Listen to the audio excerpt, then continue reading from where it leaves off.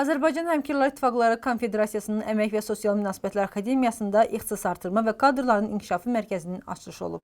Tədbirdə Əmək və Sosial Münasibətlər Akademiyasının rektor vəzifəsini müvəqqəti icra edən Yusif Ağayev, mərkəzin Həmkarlar İttifaqları üzvlərinin bilik və bacarıqlarının artırılması, keyfiyyətli təlim xidmətlərinin həyata keçirilməsi və əmək bazarının tələblərinə uyğun kadr hazırlığı məqsədi ilə yarandığını bildirib. Mərkəzdə yaradılmış şərait barədə məlumat verilib.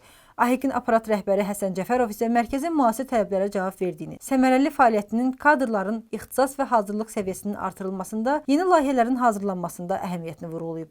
Mərkəzin işinə uğurlar arzulayıb. Əmək və Sosial Münasibətlər Akademiyasının beynəlxalq əlaqələr üzrə prorektoru Xəyalən Məmmədova, Sosial İş Fakültəsinin dekanı Nurangiz Mikayılova, Həmkarlar İttifaqları kadr və fəalların ixtisas artırma və yenidən hazırlanması şöbəsinin müdiri Səadət Əliyeva çıxış edərək, ixtisas artırma və kadrların inkişafı mərkəzində əmək hüquqları, əməyin təhlükəsizliyi, yeni iş metodları kimi aktual mövzularda təlimlərin təşkil olunacağını bildiriblər. Qeyd olunub ki, mərkəzdə Azərbaycan Həmkarlar İttifaqları Konfederasiyasının üzv təşkilatlarının, eləcə də dövlət qurumlarının özəl sektorun sifarişi əsasında peşəkar təlimlərin keçirilməsi, ixtisas artırma kurslarının təşkili nəzərdə tutulur.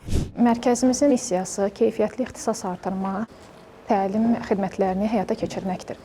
Tədqiqatlar əsasında əldə olunan yeni biliklər və təcrübə mübadiləsi vasitəsilə Azərbaycan Həmkarlar Təşkilatı üzvlərinin peşəkar nailiyyətlərə çatmağını, həmçinin təbliğat və maarifləndirmə üsulları ilə bir neçə qlobal problemlərin həll yollarını müəyyənləşdirmək bizim məqsədimizdir.